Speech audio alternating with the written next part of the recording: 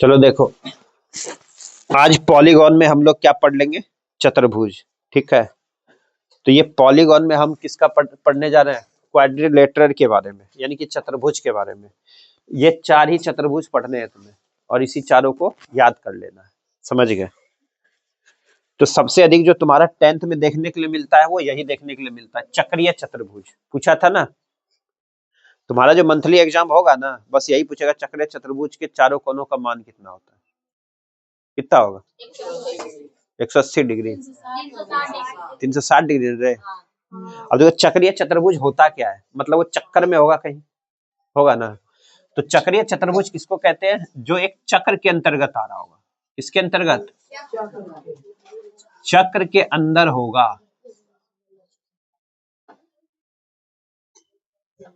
A B C D, जो एक वृत्त के अंदर हो और वृत्त की परिधि को छू रहा हो, वही है चक्रीय चतुर्भुज, चाहे वो कैसे भी बने अंदर। समझ गए? उसके चारों शीर्ष, यानी कि चतुर्भुज के चारों शीर्ष किसको छू रहा हो? वृत्त की परिधि को, इसलिए इसको क्या कहते हैं? चक्रीय चतुर्भुज। और ये क्वेश्चन आने वाला है। समझ गए? यहां देख ध्यान से, ये तो बनबो नहीं करते। तो एक चक्रीय चतुर्भुज किसको कहता है? जो एक चक्र के अंतर्गत आता है, यानी कि वृत्त के अंतर्गत अंदर क्या घुस गया? चतुर्भुज। तो ये क्या बन गया? चक्रीय चतुर्भुज। चक्रीय क्यों बोलते हैं? क्योंकि ये चक्र को छूता है। इसके चारों शीर्ष किसको छू रहा है? एक चक्र को। तो इसमें जो सबसे अधिक जो क्वेश्चन पूछा जाएगा, इसमें चक्रीय चतुर्भुज के सम्मुख कोणों का योग 180 डिग्री का होता है और चारों कोणों का मान 360 का। तो सम्मुख कोण इसमें क्या होगा? अगर यहाँ ये कोण है तो इसके सम्मुख कौन होगा? ये ना है। अगर एक व्यक्ति यहाँ बैठा हुआ है, ठीक है, इसके सामने कौन बैठा होगा? इसके सामने कौन? ये बैठेगा कि ये बैठेगा? ये बैठेगा। ये कौन बना? तो इसके सामने कौन? ये। समझ गए? तो ये बैठेगा, ठीक है, यहां बैठेगा। तो ये हम लिख सकते हैं angle A plus angle C बराबर 180 डिग्री। वहां दे देगा एंगल ए दिया हुआ है कुछ भी मान, और ये चक्रीय चतुर्भुज है, तो एंगल सी का मान बताओ। क्या करोगे? 180 में इसको घटा दोगे। समझ गए? 360 में नहीं, बोलेगा एक चक्रीय चतुर्भुज है, उसके सम्मुख कोण में एक कोण का मान दिया हुआ, मान लो इसका 45 दिया है, और पूछ लेगा उसके सम्मुख कोण का मान क्या होगा, तो 180 में घटा देंगे।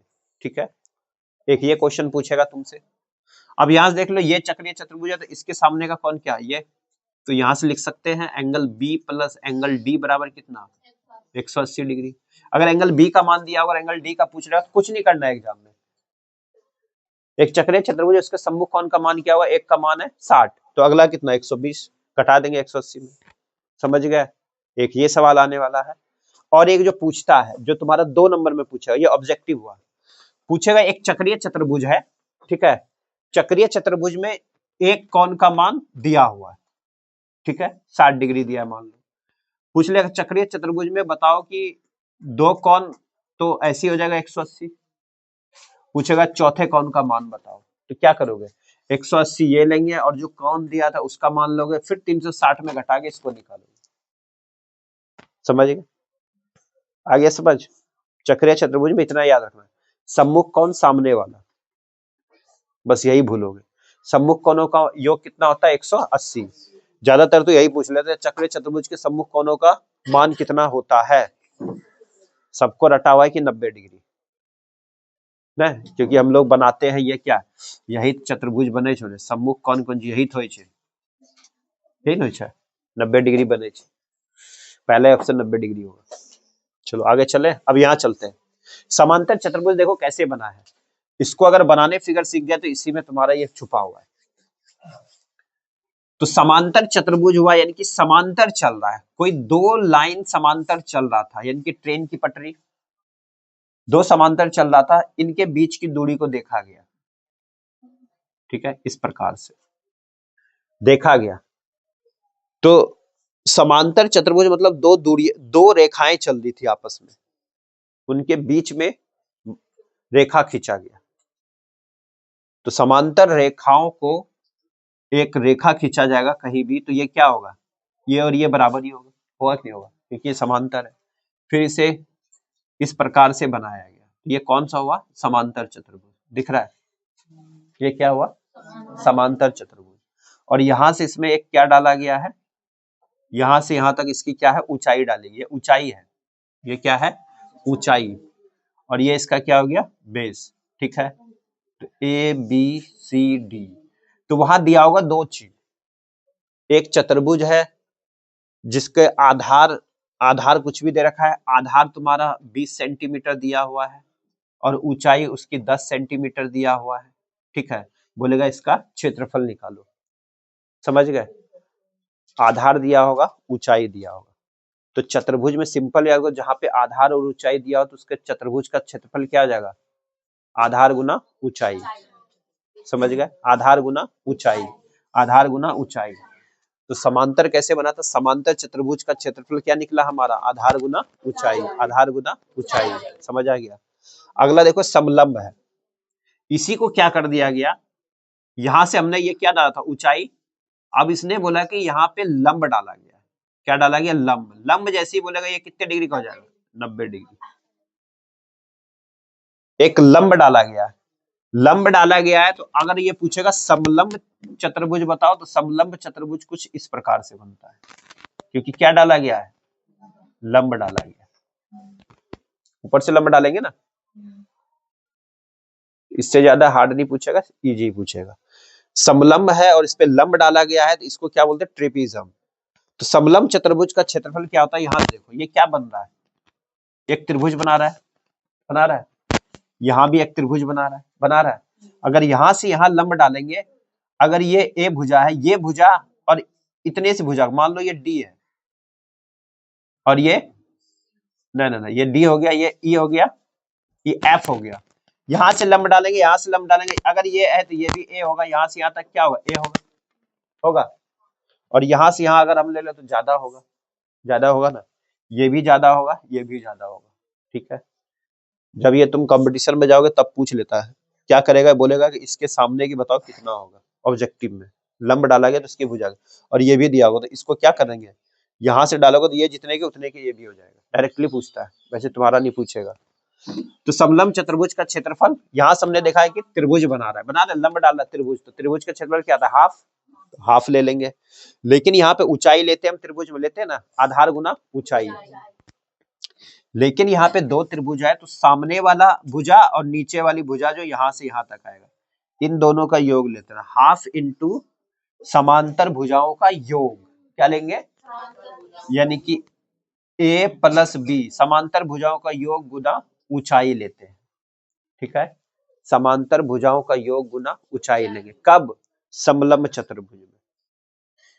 समलंब चतुर्भुज में क्या लेंगे? हाफ इंटू समलंब मतलब 90 डिग्री का कौन बना रहा है, याद आ जाएगा, हाफ लेना है।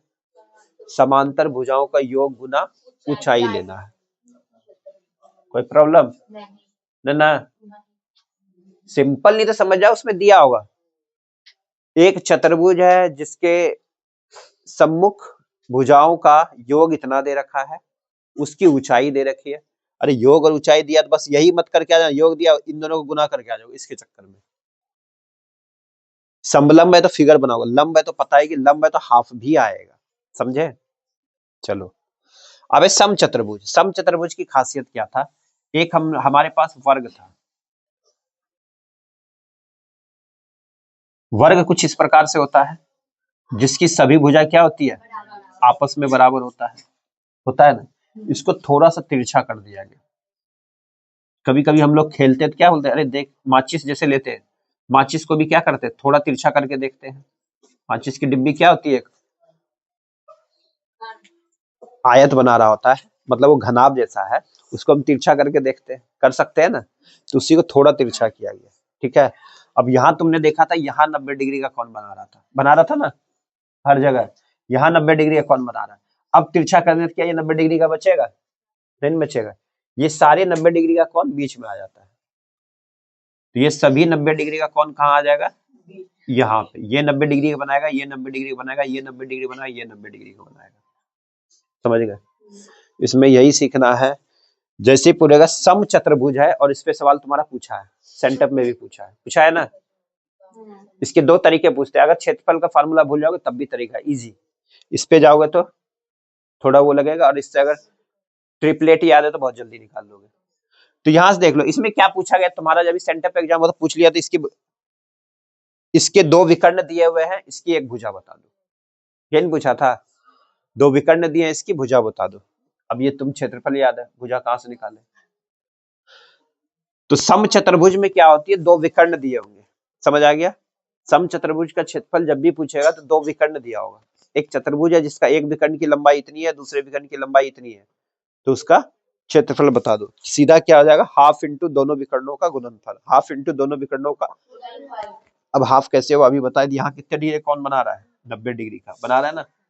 फिर से ये क्या बन गया, एक त्रिभुज, त्रिभुज त्रिभुज त्रिभुज बन गया, सारे समकोण त्रिभुज बन गए, ये भी समकोण, ये भी समकोण, ये भी समकोण, ये भी समकोण, समझ आ गया? तो हाफ इंटू दोनों विकर्णों का गुणनफल ले लेते हैं। अब तुम्हारा जो सेंटर में एग्जाम में पूछा गया है, एक समांतर चतुर्भुज है, इसके विकर्ण दे रखे हैं, विकर्ण दे रखा है, एक दे रखा था 8 सेंटीमीटर और एक दे रखा था 6 सेंटीमीटर, यही था। एक 8 से, हाँ ये विकर्ण यहां से यहां तक 8 सेंटीमीटर, यहां से यहां तक 6 सेंटीमीटर। अब पूछ लिया था इसकी भुजा की लंबाई बताओ, यही पूछा था, भुजा की लंबाई बताओ। देखो अब भुजा की लंबाई कैसे आएगा, क्षेत्रफल तो मालूम है, यही ना, और इसमें यही पूछता है, तो भुजा की लंबाई देखो कैसे आएगा, ये अभी बताया ना, ये फिगर याद रखना, बना के देखो प्रैक्टिस करोगे। ये अगर यहाँ से यहाँ तक 8 है तो ये इसका क्या है, केंद्र बिंदु है, यहाँ से यहाँ क्या हो जाएगा, 4 सेंटीमीटर होगा, है? यहाँ से यहाँ अगर पूरे 6 है तो यहाँ से यहाँ क्या हो जाएगा, 3 होगा, 3 होगा ना।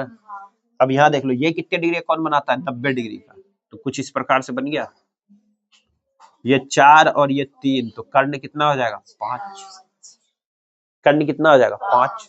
और ये अब की तुम्हारा सेम सवाल पूछा है, जब भी पूछेगा उसमें ट्रिपलेट बना रहा होगा, समझ गए? तो ये कितना आ जाएगा, 5। अब इसमें क्या करेगा, अगर इसी को 2 नंबर में बनाना है, अब यहाँ देखो अगर इसी को और आगे बढ़ाना तो क्या पूछेगा, यहाँ पूछेगा, देखो ये इसकी भुजा है, भुजा निकालो, उसके बाद बताओ इसका परिमाप क्या होगा। तो सभी क्या होता है, ये किससे निकला है, वर्ग से बना है ना, तो सभी क्या होगा, ये 5 आ गया तो ये भी 5 हो जाएगा, ये भी 5 हो जाएगा, ये भी 5 हो जाएगा। ये कहाँ पे होता है, इसी चतुर्भुज, सम चतुर्भुज में होता है। सम मतलब समान, चारों, चतुर्भुज मतलब 4 और भुज मतलब भुजा, समान चारों भुजा, समान चारों भुजा, उसी को हमने क्या लिखा है, सम चतुर्भुज। सम मतलब समान, चतुर मतलब 4 और भुजा मतलब भुजा होता है। तो जिसकी चारों भुजा समान हो वो क्या है, वर्गी तो है, वर्ग को ही तिरछा करके हमने ये बनाया। अभी ये 90 डिग्री यहाँ था तो सब सिमट के यहाँ आ गया, ये याद रखना, और इस पे सवाल आएगा, नहीं बनेगा बउआ, समझ गए? 90 डिग्री भूलोगे यहाँ कैसे आ गया तो उड़ जाएगा, समझ गए? ये भुजा निकल गया, परिमाप पूछेगा, भुजा पूछेगा, क्षेत्रफल पूछेगा, तो हाफ इंटू विकर्णों का गुणनफल। हाफ कैसे आया, क्योंकि 90 डिग्री बना रहे हैं, त्रिभुज बना रहा है, अभी बताया ना। यहाँ भी हाफ क्यों आया, क्योंकि ये क्या है, लंब डाल रहा है, त्रिभुज बना रहा है। हाफ इंटू समांतर भुजाओं का योग गुना ऊंचाई, ठीक ना, और इसमें आधार और ऊंचाई दिया, आधार गुना ऊंचाई, ठीक है। और चक्रीय चतुर्भुज में पूछेगा तो सम्मुख कोण 180 का होता है, ठीक। इतना जाकर के इसको कंप्लीट करो, और इसमें कुछ पूछना है तो बोलो, पूछना है।